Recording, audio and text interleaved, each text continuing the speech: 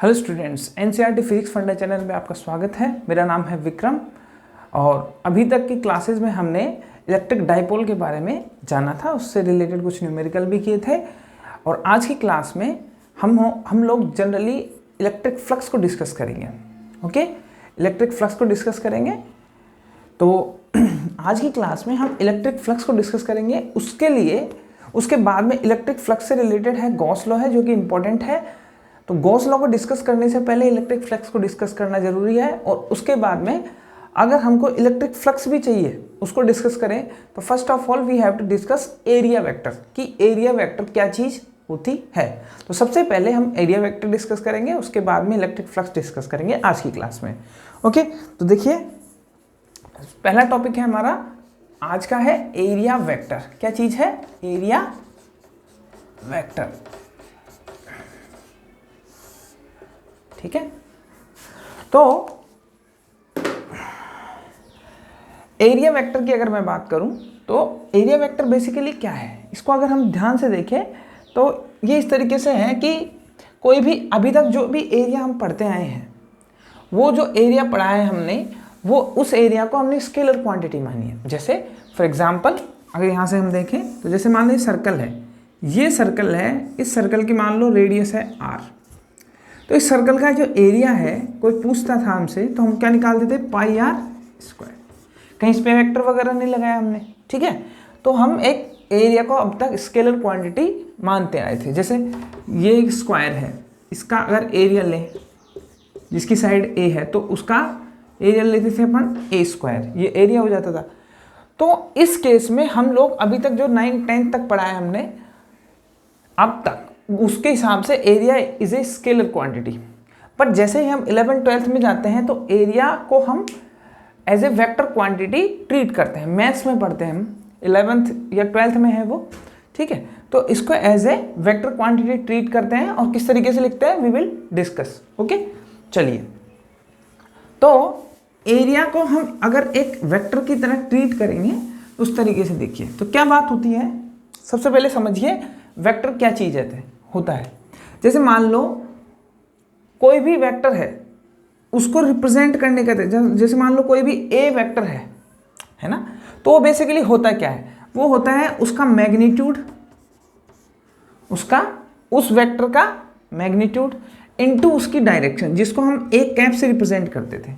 तो कोई भी वेक्टर होगा वो उसके मैग्नीट्यूड इनटू उसके डायरेक्शन को मल्टीप्लाई या प्रोडक्ट होगा। ठीक है, तो ध्यान रखना है इस बात को। जैसे मान लो इसको मैं एरिया वेक्टर बोल देता हूं, तो एरिया वेक्टर का मैग्नीट्यूड और उसकी डायरेक्शन को शो करने वाला एक कैप, यूनिट नॉर्मल वेक्टर, इसी को यूनिट वेक्टर कहते हैं। क्या बोलते हैं इसको? यूनिट वेक्टर बोलते हैं। जैसे मान लो हम लोग ध्यान से अगर देखें कि मान लो अगर हमको किसी भी सरफेस का एरिया वेक्टर कैलकुलेट करना है। फॉर एग्जांपल मान लो कोई भी सरफेस है हमारे पास, कोई भी सरफेस है, मान लो ये जैसे एक सरफेस है। ठीक है, इसको कोऑर्डिनेट फ्रेम में लिखते हैं। मान लो ये x है, ये y है, ये z है। ठीक है, अब हमको ये मालूम है ये x है, ये y है, ये z है। z का मतलब ये बाहर की तरफ निकला हुआ है। मान लो हमारे पास कोई एरिया है, area will always be in a plane. Area हमेशा किसी न किसी एक प्लेन में रहेगा। तो मान लिया मैंने ये a है, ये ओरिजिन है o, ये b, ये c, ये d, a b c sorry.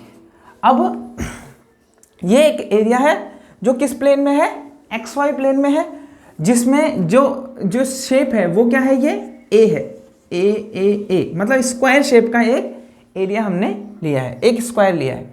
तो अगर अब इसका एरिया हम लोग निकालते थे जनरली, तो वो इस तरीके से निकालते थे, इसका एरिया होगा a स्क्वायर, ये होता था। यहाँ पे ये जो a स्क्वायर है इसको क्या बोलते हैं हम, मैग्नीट्यूड। क्या बोलते हैं? मैग्नीट्यूड।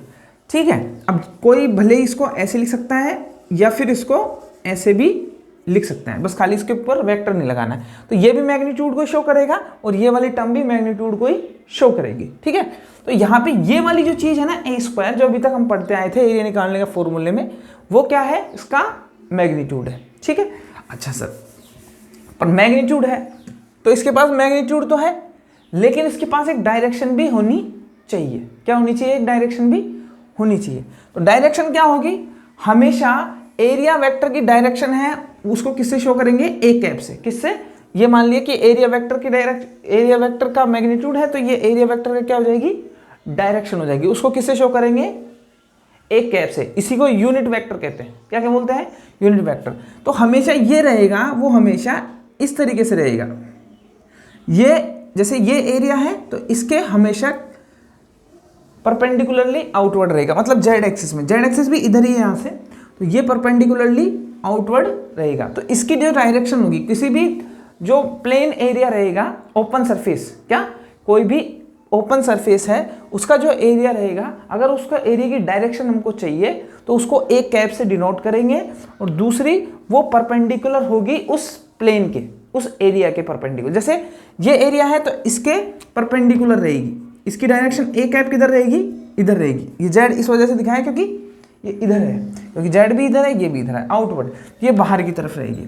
या ऐसे भी हो सकता है कि ये ऐसे है तो इसके परपेंडिकुलरली आउटवर्ड है, तो उधर भी हो सकती है। देखो ध्यान से, ये प्लेन है ये, तो इसके एरिया वेक्टर निकालेंगे ना ए कैप, वो किधर रहेगा? या तो इधर रह सकता है, परपेंडिकुलरली आउटवर्ड रहेगी। क्या रहेगी? Perpendicularly outward. और ये परपेंडिकुलरली आउटवर्ड इधर भी रह सकती है।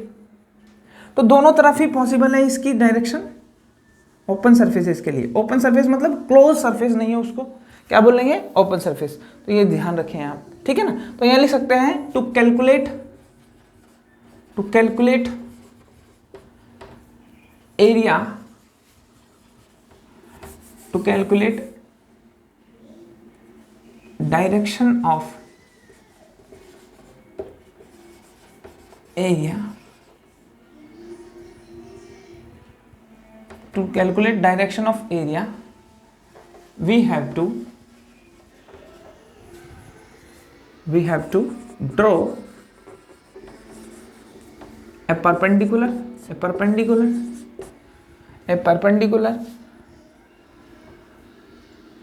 from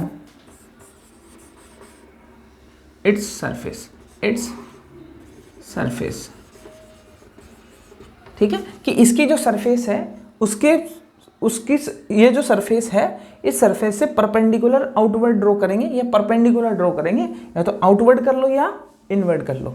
तो वो जो उसकी परपेंडिकुलर की जो डायरेक्शन देगा, वो उस सरफेस, उस एरिया की क्या देगा? उस सरफेस एरिया की क्या देगा? डायरेक्शन देगा। तो ये ध्यान रखिए आप, ठीक है। चलिए अब जैसे अगर मुझे इसका एरिया निकालना है, मान लो इसका पूरे का एरिया निकालना है, तो मैं उसको एरिया ए वेक्टर नाम दे देता हूँ। तो डायरेक्शन इसका मैंने बताया आपको कि या तो मैग्नीट्यूड इनटू डायरेक्शन, ऐसे लिख सकते हैं। अब इस एरिया वेक्टर की वैल्यू निकालते हैं, मैग्नीट्यूड इनटू ए कैप, ठीक है। अब ध्यान से देखिए, मैग्नीट्यूड को लिख सकते हैं ए सीधा, ऐसे लिख सकते हैं, इनटू ए कैप, ऐसे भी लिख सकते हैं। ये भी ठीक है, ये भी ठीक है, दोनों ठीक है। अब ध्यान से देखिए, ए का मतलब क्या है? Magnitude of this area. तो मैग्नीट्यूड कितना है इसका? जो सिंपल अपन पहले एरिया का फॉर्मूले से निकालते थे, वो ए इंटू ए करेंगे तो ए स्क्वायर। तो यहाँ इस ए की जगह लिखेंगे ए स्क्वायर, और ए कैप मतलब डायरेक्शन। तो ए कैप डायरेक्शन किधर है? जेड एक्सिस में। तो यहाँ जो यूनिट नॉर्मल होता है उसको लिखते हैं आई कैप, यहाँ जो होता है जो लिखते हैं जे कैप, और यहाँ होता है के कैप। तो ओरिजिनली अगर मैं देखूं तो ये इस डायरेक्शन में है, यानी जेड डायरेक्शन में है, तो इधर आ रही है तो पॉजिटिव जेड डायरेक्शन है, तो इस वजह से इसको लिखेंगे के कैप। क्या लिखेंगे? के कैप। अच्छा, इसकी डायरेक्शन ओपन सरफेस है तो पीछे की साइड भी हो सकती है, तो इसको ऐसे भी लिख सकते हैं ए स्क्वायर मैग्नीट्यूड ऐसे कैसे, और माइनस के कैप, ये पीछे की साइड है इस वजह से, ठीक है। यहाँ तक समझ में आता है? चलिए, तो ये एरिया निकालने का फॉर्मूला हो गया है यहाँ से, ठीक है। किसी भी ओपन सरफेस का एरिया वेक्टर इस तरीके से दिया जाएगा, ठीक है। चलिए, इसके बाद में एक आध एग्जांपल और लेना चाहें तो ले सकते हैं। जैसे मान लो कोई भी सर्कल बना लेते हैं अपन, ऐसे बना लेते हैं। मान लो ये सर्कल है, ये ऐसे है, ये ऐसे है, और ये ऐसे, ठीक है। अब इसको भूल जाइए आप, या फिर दूसरा वाला ही बना देते। तो इस वाले का एरिया देखिए, जैसे ये कोऑर्डिनेट फ्रेम है, एक्स वाई और जेड, ठीक है। यहाँ आई कैप होगा, जे कैप होगा और ये के कैप, ठीक है। अब मान लो ये इस तरीके से है, ध्यान रखना ये एक्सिस, ठीक है। अब मान लो ये एक सर्कल को मैं इधर रख देता हूँ, इधर ऐसे, ठीक है। तो उसको शो करने का तरीका क्या है, ऐसे ही रखा जाएगा। वो ये एक सर्कल है जिसकी रेडियस क्या है आर, इलिप्स नहीं है, ये सर्कल ही है, बस शो करने में थोड़ी दिक्कत है, इस वजह से 3D स्ट्रक्चर है। इसकी रेडियस कितनी है, आर है, ठीक है। अब मुझे इसका एरिया डिनोट करना है, तो एरिया इसका कौन सा हो गया, ये हो गया एरिया। तो एरिया का मतलब होता है एरिया का मैग्नीट्यूड। तो मान लो इसका एरिया वेक्टर निकालने के लिए कोई बोले मेरे को, ठीक है, तो क्या लिखेंगे, एरिया का मैग्नीट्यूड इनटू उसकी डायरेक्शन, यही तो लिखेंगे, ठीक है।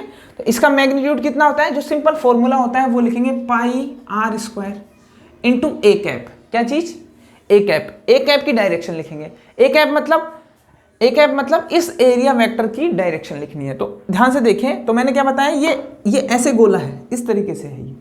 तो अब ये इस तरीके से है रखा हुआ है, तो इसकी डायरेक्शन आइदर दिस और आइदर दिस, ठीक है, इस तरीके से रहेगी। तो मेरे ख्याल से इसकी जो डायरेक्शन रहेगी वो या तो इस तरफ, या फिर ये तो पॉजिटिव हो गया है, या फिर पीछे की साइड भी हो सकती है, ठीक है। तो इधर जाएंगे तो देखिए कौन सा कैप है, आई कैप, तो ये पॉजिटिव आई कैप ऐसे ले सकते हैं। और यहाँ कौन हो गया माइनस, मतलब ए कैप को इधर ले सकते हैं और ये ए कैप इधर भी आ सकता है। तो इसकी दो डायरेक्शन हो सकते हैं, इधर भी और इधर भी।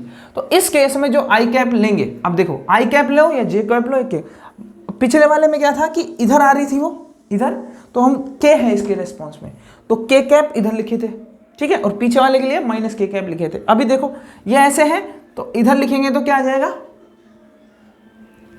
आई है ना इधर, तो आई कैप, और इधर माइनस आई कैप। तो इस एरिया के साथ अगर मैं लिखूं आई कैप, और इसके साथ में ये भी लिख सकता हूं पाई आर स्क्वायर माइनस का आई कैप, माइनस आई कैप मतलब पीछे की साइड। ये दो एरियाज की दो डायरेक्शन हो सकती है। तो एरिया वेक्टर इस तरीके से डिनोट करते हैं, ठीक है। अब आप चाहें तो कर सकते हैं, इसमें इतना ही है। ये ओपन सरफेसेस का एरिया, मतलब सिंपल फ्लैट सरफेस रहेगी कोई भी उसके, ठीक है। अब इसके बाद में ये हम ओपन सरफेसेस के लिए देख रहे थे, किस चीज़ के लिए, लिख लेना ये बातें जो भी हो रही थी ओपन सरफेस के लिए हो रही थी, ठीक है। चलिए इसके बाद में अब बात करते हैं हम क्लोज सरफेस के लिए, किस चीज़ के लिए, क्लोज सरफेस के लिए एरिया वेक्टर को कैलकुलेट करते हैं, ठीक है। तो for close surface, for close surface, for close surface, close surface का मतलब क्या हो गया, जो 3D सरफेसेज होती हैं बेसिकली कैसी होती है, 3D सरफेसेज होती हैं और उनमें कुछ वॉल्यूम होता है, उनको क्या बोलते हैं, क्लोज सरफेसेस। उनमें बहुत सारी सरफेसेस क्लोज होती हैं। फॉर एग्जांपल जैसे एक क्यूब हो गया और क्यूबॉइड हो गया, और क्या चीज़ हो सकती है, स्फेयर हो गया, ये सब 3D क्लोज सरफेसेस हैं। इतने से लिख लो बहुत है। सिलेंडर भी इसी के अंडर आता है, ठीक है, इतना ही लिख लो बहुत है। सिलेंडर भी इसी के अंडर आता है, ठीक है। तो फॉर क्लोज सरफेसेस यहाँ लिख देता हूं area vector must be calculated, must be normal to surface and outward only, तो सरफेस आउटवर्ड ओनली मतलब सरफेस के आउटवर्ड रहेगा, इनवर्ड नहीं रहेगा। उसमें तो दोनों सरफेस ले रहे थे, इसमें नहीं लेंगे। कि जो एरिया वेक्टर होगा, है ना, एरिया वेक्टर होगा या फिर यूनिट वेक्टर भी कह सकते हैं। एरिया का जो यूनिट नॉर्मल वेक्टर है जो डायरेक्शन को दिखाता है वो नॉर्मल रहेगा सरफेस के, एंड आउटवर्ड रहेगा ओनली, मतलब हमेशा बाहर रहेगा। फॉर एग्जाम्पल जैसे ये क्यूब है, ये क्यूब है एक, ठीक है। इसमें जैसे इसकी एक सरफेस ली मैंने, ये वाली, इस सरफेस का एरिया ले लिया, मान लो इसका एरिया है कुछ भी, ठीक है। तो इसका एरिया है तो उसका एरिया वेक्टर का जो डायरेक्शन दिखाई जाएगी वो आउटवर्ड दिखाई जाएगी, इनसाइड नहीं दिखाई जाएगी इसके अंदर, ठीक है। ऐसे ही मान लो ये वाली सरफेस है, इसका क्लोज बॉडी है ना, तो ये इसका आउटवर्ड दिखाई जाएगी हमेशा, इसकी भी आउटवर्ड दिखाई जाएगी हमेशा, ठीक है। जैसे ये अंदर की साइड नहीं दिखाई जाएगी, ऐसे नहीं है कि इसको डॉट डॉट डॉट करके अंदर भी दिखाई दी, नहीं ऐसा नहीं। तो ऐसा भी कर सकते हैं, इसका भी एक हर सरफेस का आउटवर्ड रहेगा। और इंपॉर्टेंट बात क्या है कि ये इस सरफेस के 90 डिग्री बनाना चाहिए, ठीक है, परपेंडिकुलर होना चाहिए, ये तो नेसेसरी कंडीशन है, ठीक है। जैसे क्यूबॉइड को छोड़ स्फेयर लेते हैं, एक ये स्फेयर है, स्फेयर का मतलब ये तो सर्कल हो गया, ठीक है। तो ये क्या है, एक स्फेयर है। इस स्फेयर को अगर मैं देखूं तो इसमें बहुत सारे एरियाज होंगे, ठीक है, ऐसे गोला है ये, बहुत सारे एरियाज होंगे। तो इसकी यहाँ एरियाज होंगे, अंदर से तो खाली है मान लो ये, तो इसका मान लो ये सरफेस पे एक एरिया लिया मैं, तो ये एरिया हमेशा क्या रहेगा, परपेंडिकुलरली आउटवर्ड, इस सरफेस के परपेंडिकुलरली आउटवर्ड रहेगा, ठीक है। जैसे कोई भी एरिया कहीं भी ले लो तो इसके परपेंडिकुलर होना चाहिए और आउटवर्ड होना चाहिए, ये डायरेक्शन इस तरीके से दिखाई जाएगी, किधर भी दिखा सकते हैं, ओके, इतना बहुत है। अच्छा, फिर चाहो तो एक सिलेंडर भी बना सकते हैं ऐसे,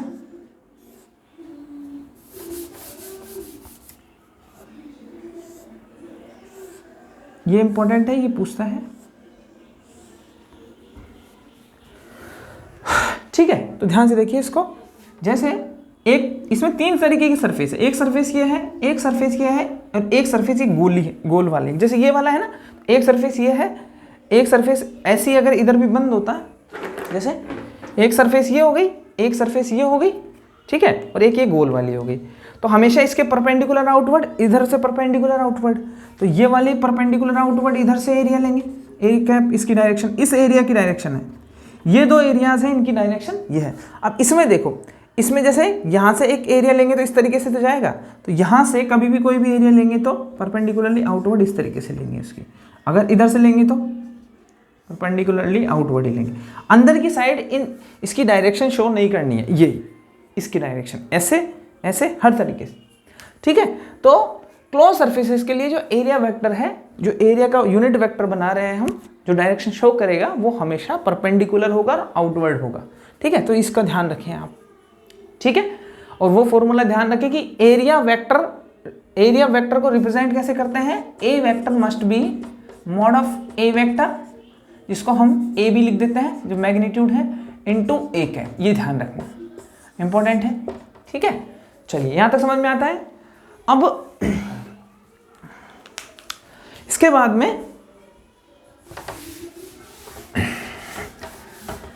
में हम इलेक्ट्रिक फ्लक्स को देखेंगे। इसके बाद में इलेक्ट्रिक फ्लक्स के बारे में जानेंगे हम, क्या होता है इलेक्ट्रिक फ्लक्स, ठीक है।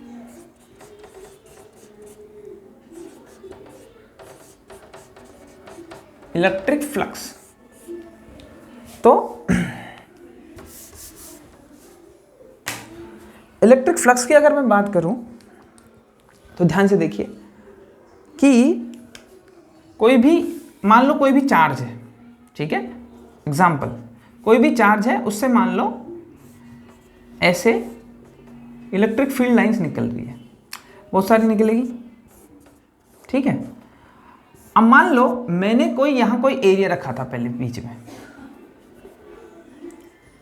ठीक है, तो इससे अगर 3 इलेक्ट्रिक फील्ड लाइंस पास कर रही है, हमको मालूम है, और अगर ये परपेंडिकुलरली पास करे, जैसे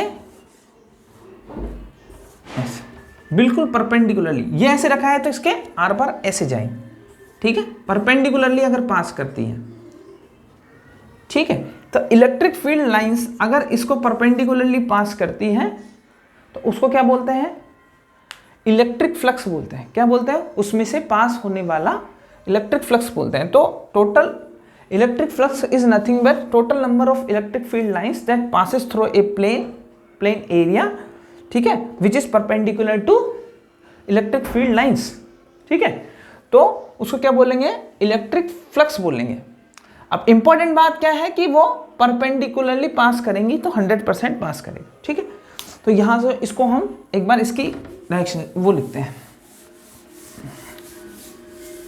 चलिए ध्यान से देखिए, the number of electric field lines, the number of electric field lines that passes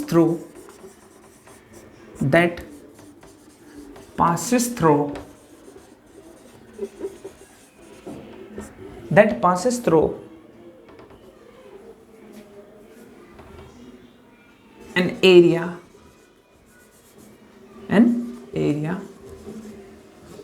perpendicular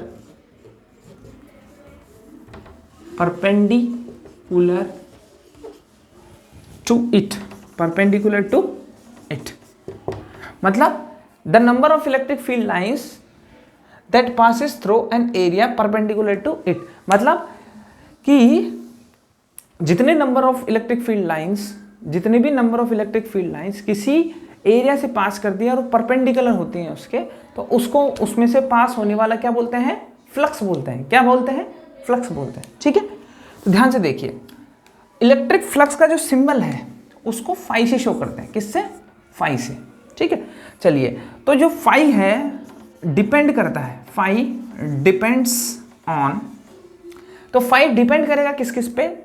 पहला कुछ डेरिवेशन ही है थोड़ा सा, है ना, तो पहला वो इलेक्ट्रिक फील्ड की इंटेंसिटी पे डिपेंड करेगा। किस पे डिपेंड करेगा?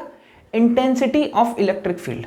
नहीं समझ में आता है? देखिए कि जितनी इलेक्ट्रिक फील्ड की इंटेंसिटी होगी उतना ही इलेक्ट्रिक फ्लक्स वहां से पास करेगा। तो देखिए क्या क्या क्या बोलना चाहता हूं मैं, देखो जैसे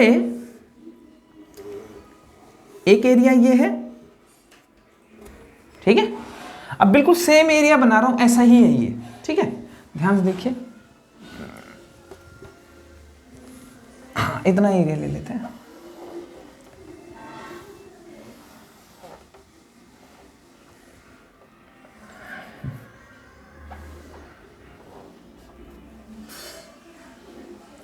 मान लिया कि ये दोनों एरिया सेम है। क्या है? सेम है, ये दोनों इक्वल एरियाज हैं। ठीक है, अब मैं क्या कर रहा हूं, यहां से कुछ इलेक्ट्रिक फील्ड लाइंस, एक इलेक्ट्रिक फील्ड लाइंस पास करवा रहा हूं। कोई चार्ज है जिससे कुछ इलेक्ट्रिक फील्ड लाइंस आ रही हैं और वो मैं इससे पास करवा रहा हूं इस तरीके से, जैसे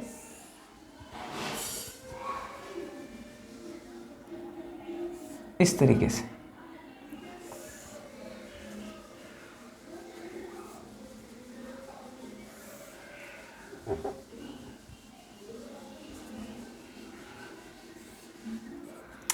ठीक है, तो इसमें ध्यान से देखिए तो 3 इलेक्ट्रिक फील्ड लाइंस है। ठीक है, ये E1 इलेक्ट्रिक फील्ड है, उसकी वजह से इलेक्ट्रिक फील्ड लाइंस पास हो रही है इसमें। तो यहां अगर मैं बोल सकता हूं ऐसा कुछ कि फाई इक्वल्स टू 3 है, मतलब इलेक्ट्रिक फील्ड 3 है, तो मैं ऐसे बोल रहा हूं जनरली कि इसमें जो फ्लक्स पास हो रहा है वो 3 के इक्वल हो रहा है। ठीक है ना, एग्जाम्पल। ठीक है, अब ध्यान से देखिए, दूसरा केस देखते हैं। यही एरिया है, ऐसा ही बिल्कुल सेम एरिया है, दोनों सेम है। ठीक है, तो इसको ऐसे लिख लो, A इक्वल्स टू ए, दोनों A इक्वल्स टू ए, दोनों एरिया सेम है। अब इसी में से दूसरा कोई भी चार्ज है, उसकी वजह से इलेक्ट्रिक फील्ड जनरेट हुआ है, तो अगर उसको मैं देखता हूं तो वो मान लो कि उसकी इंटेंसिटी थोड़ी ज्यादा है।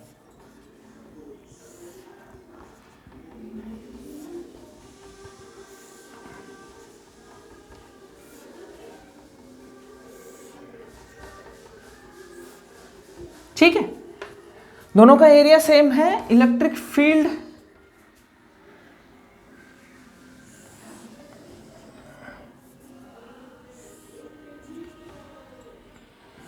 ऐसा। तो यहां मैं अगर फाई की वैल्यू बात करूं तो 5। ठीक है, अब इन दोनों में फर्क देखना है, E1 और E2 में। देखो एरिया सेम है दोनों का, लेकिन यहां इलेक्ट्रिक फ्लक्स की वैल्यू 3 है, यहां इलेक्ट्रिक फ्लक्स की वैल्यू 5 है। तो ऐसा क्यों हुआ है कि जो इलेक्ट्रिक फील्ड है, इलेक्ट्रिक फील्ड की इंटेंसिटी है वो यहाँ कम है, यहाँ पे ज़्यादा है। इंटेंसिटी का मतलब density of electric field lines जितना बढ़ेगी वहाँ इलेक्ट्रिक फील्ड की इंटेंसिटी भी बढ़ेगी। मतलब इलेक्ट्रिक फील्ड लाइंस जितना पास पास में होंगी उतनी इलेक्ट्रिक फील्ड की इंटेंसिटी वहाँ बढ़ेगी। अब यहाँ देखिए, इलेक्ट्रिक फील्ड लाइंस दूर दूर हैं एज कंपेयर टू दिस, सो यहाँ पे इलेक्ट्रिक फील्ड की इंटेंसिटी कम है और यहाँ पे इलेक्ट्रिक फील्ड की इंटेंसिटी ज़्यादा है। तो इलेक्ट्रिक फील्ड की इंटेंसिटी ज़्यादा है तो यहाँ से इसी एरिया में से पास होने वाली, पास में है तो ज़्यादा लाइन पास करेंगी, और ज़्यादा लाइन पास करेंगी तो इलेक्ट्रिक फ्लक्स ज़्यादा होगा। 5 पास कर रही है यहाँ 3 ही पास कर रही है। तो इसका मतलब यह है कि इलेक्ट्रिक फ्लक्स तब बढ़ता है जब इलेक्ट्रिक फील्ड की इंटेंसिटी बढ़ेगी। क्यों?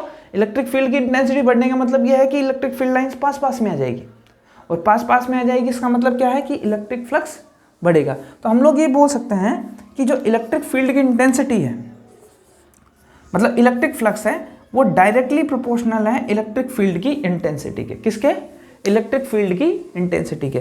तो electric flux is directly proportional to electric field की इंटेंसिटी। जितनी ज़्यादा इलेक्ट्रिक फील्ड की इंटेंसिटी होगी उतना ज़्यादा इलेक्ट्रिक फ्लक्स पास करेगा, मतलब उतनी ज़्यादा नंबर ऑफ लाइंस इसमें होंगी। ठीक है, इसके बाद में इसको थोड़ा सा आगे चलते हैं और किस किस पे डिपेंड करता है। एक तो ये इक्वेशन नंबर फर्स्ट डाल लीजिए, इसके बाद में इसके नीचे ऐसे कैसे चलना है।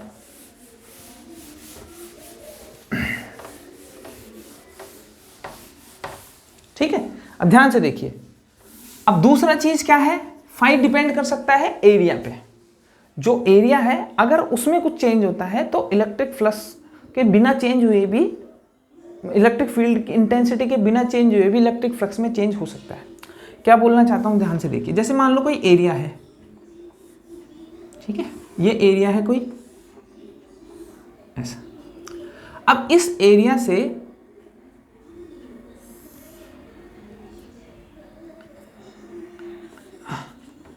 ऐसे इलेक्ट्रिक फ्लक्स पास हो रहा है।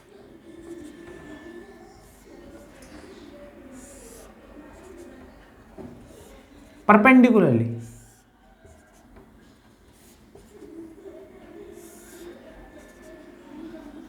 ठीक है, यहां तक समझ में आता है। तो ये इसको बोल देते हैं मैं A1, जबकि इलेक्ट्रिक फील्ड की इंटेंसिटी सेम है। ठीक है, A1 है, उसके लिए φ1 बोल देता हूं कि इलेक्ट्रिक फ्लक्स कितना पास हो रहा है, 5। ठीक है, कितनी इलेक्ट्रिक फील्ड लाइंस कितनी पास हो रही है, 5। तो 5-1 शो कर रहे हैं अपन। ठीक है, अब मान लो मैंने दूसरा एरिया लिया, छोटा सा है ये, छुटकू सा ऐसा। तो यहां से अगर मैं देखूं ये A2 है, तो A2 के लिए φ2 कितना है बताइए, 1 और 2, इसमें से जो पास हो रही है वही तो गिनेंगे ना। तो कितनी है φ2, तो यहां 2 ही है। तो ध्यान से अगर देखें कि एरिया बढ़ रहा है, एरिया बड़ा है तो इलेक्ट्रिक फील्ड लाइंस ज़्यादा पास हो रही है, तो इलेक्ट्रिक फ्लक्स बढ़ रहा है। और अगर एरिया कम है तो इलेक्ट्रिक फील्ड लाइंस कम पास हो रही है, सो इलेक्ट्रिक फ्लक्स भी कम है। तो इसका मतलब ये बोल सकते हैं कि जो इलेक्ट्रिक फ्लक्स है वो डायरेक्टली प्रोपोर्शनल होता है एरिया के। मतलब एरिया बढ़ाएंगे तो electric field lines, electric flux बढ़ेगा, और अगर एरिया कम करेंगे तो इलेक्ट्रिक फ्लक्स कम होगा। यहाँ तक समझ में आता है आपको? ठीक है, तो ये भी एक सेकंड इक्वेशन समझिए कि एरिया पे भी डिपेंड करता है। किस पे डिपेंड करता है? एरिया पे डिपेंड करता है। ठीक है, चलिए इसके बाद में एक चीज और है, ओरिएंटेशन पे भी डिपेंड करता है कि इसके परपेंडिकुलरली खड़ा होगा तो, और कुछ एंगल पे होगा तो, इन चीजों पे देखेंगे ध्यान से। देखो क्या है, मैं एक इलेक्ट्रिक फील्ड को यहां से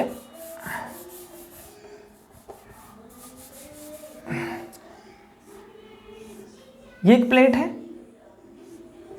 ये सरफेस है कोई, इस सरफेस से मान लो कि इस तरीके से ये इलेक्ट्रिक फील्ड लाइंस पास कर रही है। ठीक है, ऐसे।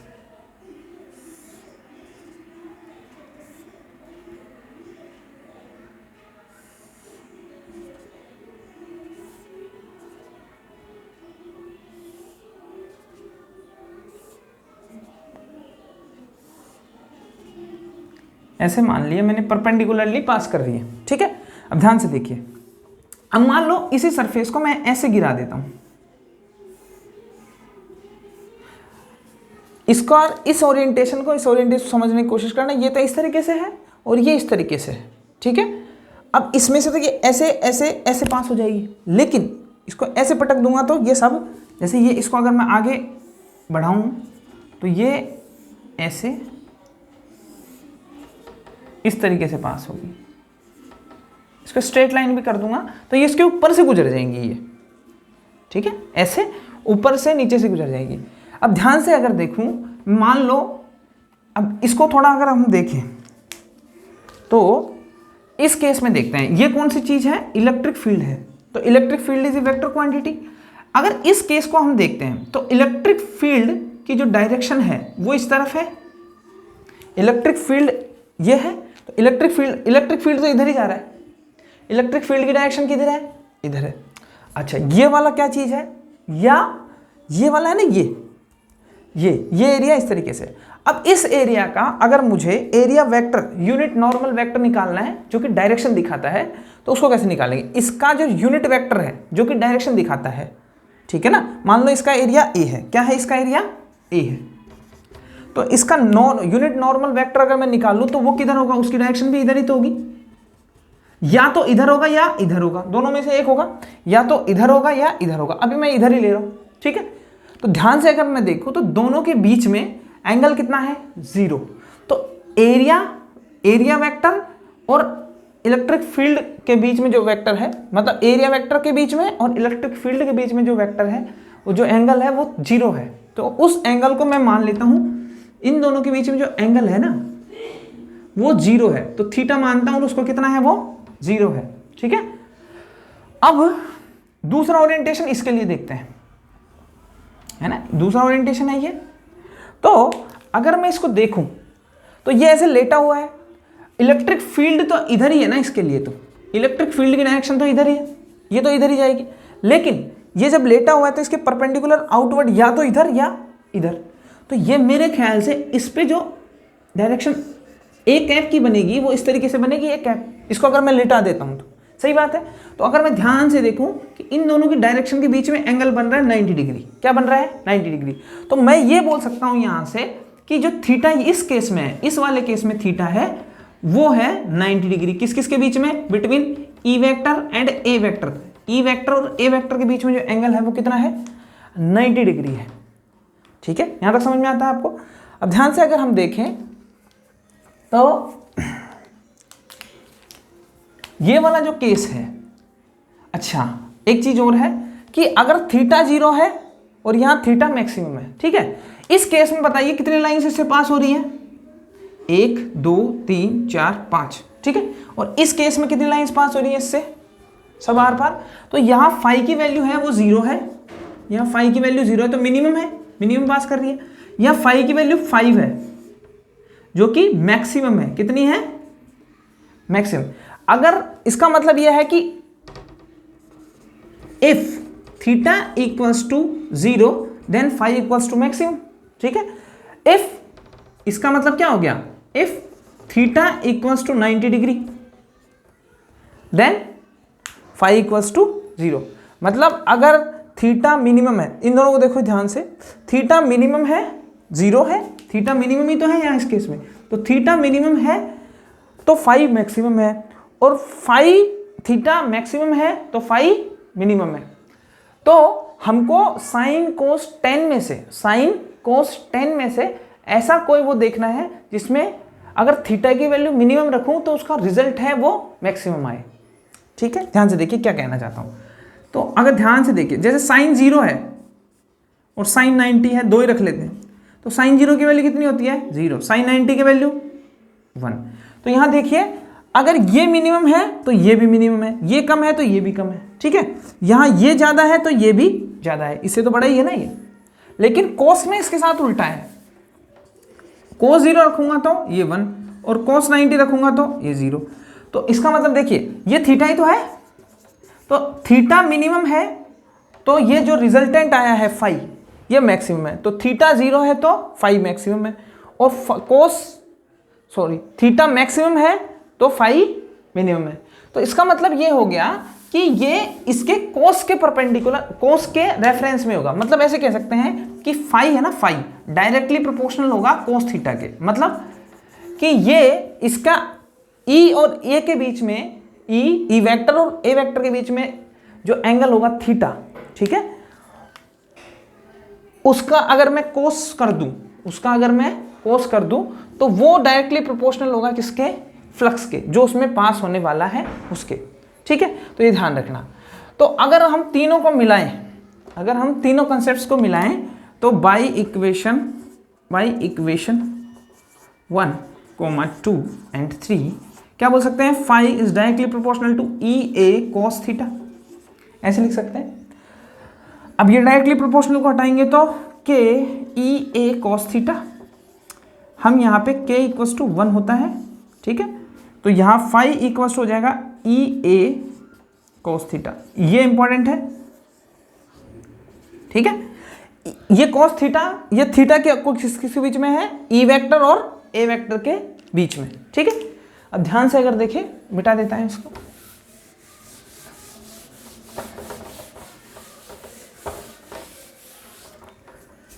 अब ध्यान से देखें, ए वेक्टर नहीं sorry A B cos theta, तो A vector dot B vector ऐसे लिख सकते हैं। देखो एक जनरल मैथ्स का फॉर्मूला है कि A vector dot B vector equals to हो सकता है ए बी कॉस थीटा, ऐसे होता है। तो इससे ये लिख सकते हैं, तो इससे ये भी लिख सकते हैं, ठीक है। तो यहाँ ये थीटा किस किसके बीच में है, इन दोनों के बीच में है, ठीक है। तो इसके इसके बीच में वेक्टर लगा के डॉट लगा के लिख देते हैं। तो फाई इक्वल्स टू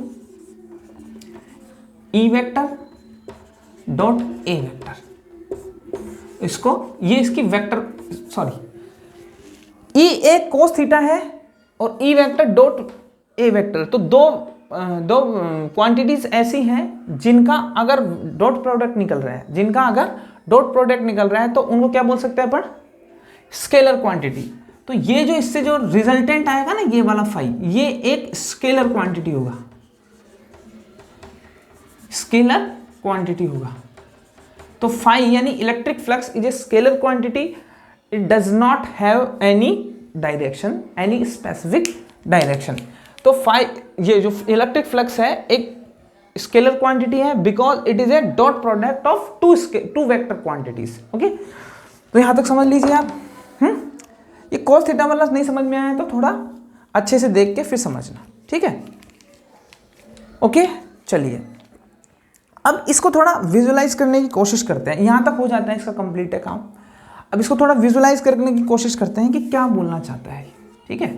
जैसे मान लो कोई एरिया है ना, कोई एरिया है, मान लो उससे इलेक्ट्रिक फील्ड ऐसे जा रहा है, ठीक है। ये इलेक्ट्रिक फील्ड की डायरेक्शन है, ऐसे समझ लो, ठीक है। ये एरिया है, इससे इलेक्ट्रिक फील्ड ऐसे ऐसे जा रहा है। तो अभी ये परपेंडिकुलर है क्या, इसके इलेक्ट्रिक फील्ड परपेंडिकुलर है क्या, नहीं है सर। तो इलेक्ट्रिक फील्ड का जो ये मान लो एरिया वेक्टर ए है, तो इसका जो परपेंडिकुलर होगा वो किधर होगा, इधर होगा। तो इलेक्ट्रिक फील्ड की डायरेक्शन ये है और ये परपेंडिकुलर ए कैप बनाएंगे तो इधर बनाएंगे, सही बात है। इन दोनों के बीच में अगर ये थीटा एंगल है, एरिया वेक्टर और ई वेक्टर, इन दोनों के बीच में अगर ये थीटा एंगल है तो उसका फॉर्मूला क्या होगा, E vector E dot A vector बोल सकते हैं या फिर ई ए कॉस थीटा भी बोल सकते हैं, ये ठीक है। तो ये वाला विजुअलाइजेशन के लिए है, ऐसा नहीं है जरूरी हमेशा सीधी सीधी लाइन आएगी, नहीं ऐसा है। अब ध्यान से देखो ना, जैसे जैसे ये थीटा कम होगा, जैसे जैसे थीटा कम होगा तो ये लाइन सीधी होती जाएगी, तो परपेंडिकुलर होती जाएगी। तो थीटा जैसे जैसे कम होगा और जीरो हो गया तो इसके पैरेलल चल जाएगी ना। इस थीटा को अगर मैं कम करता हूं ऐसे, तो ये एक टाइम ऐसा आएगा जो ई ऐसे निकलेगा सीधा, जीरो हो जाएगा। तो उस केस में थीटा जीरो हो जाएगा और फ्लक्स भी क्या हो जाएगा, मैक्सिमम, क्योंकि ज़्यादातर लाइंस फिर सीधी सीधी पास करेंगे इससे, ठीक है। इस तरीके से अगर मान लो इस ई को मैं ऐसे इस थीटा को बढ़ाता हूँ ऐसे ऐसे, तो इलेक्ट्रिक फील्ड लाइंस कैसे पास कर रही हैं, ऐसे ऐसे जा रही है। इसका मतलब ये हो गया ना, ये सब ऐसे जाएगी, सही है। तो ध्यान से अगर देखें तो एरिया वेक्टर इधर है और इलेक्ट्रिक फ्लक्स फील्ड लाइंस ऐसे है, तो ये इसे पास कर सकती है क्या, ऐसे पास होना चाहिए ना, ऐसे ये ऐसे जा रही है। तो कोई इलेक्ट्रिक फ्लक्स पास होगा क्या, कोई इलेक्ट्रिक फील्ड लाइन पास ही नहीं हो रही इससे। तो इलेक्ट्रिक फील्ड लाइन जब पास ही नहीं हो रही है इस एरिया से, तो इलेक्ट्रिक फ्लक्स तो जीरो रहेगा ना। तो थीटा जैसे जैसे बढ़ा और 90 हुआ, वैसे ही इलेक्ट्रिक इसको छूती भी नहीं है और इसके पैरेलल हो जाती है लाइंस। इस वजह से दोनों के बीच में एंगल 90 है और फ्लक्स मिनिमम है। यहाँ एंगल मिनिमम यानी जीरो है और फ्लक्स मैक्सिमम है, ठीक है। तो इसके अलावा और कुछ ठीक है। तो आज की क्लास में इतना ही। अब गॉस लॉ पढ़ेंगे और वो हम नेक्स्ट क्लास में डिस्कस करेंगे। तो अगर आपको ये वीडियो पसंद आया हो तो लाइक ज़रूर करें। Okay, thank you.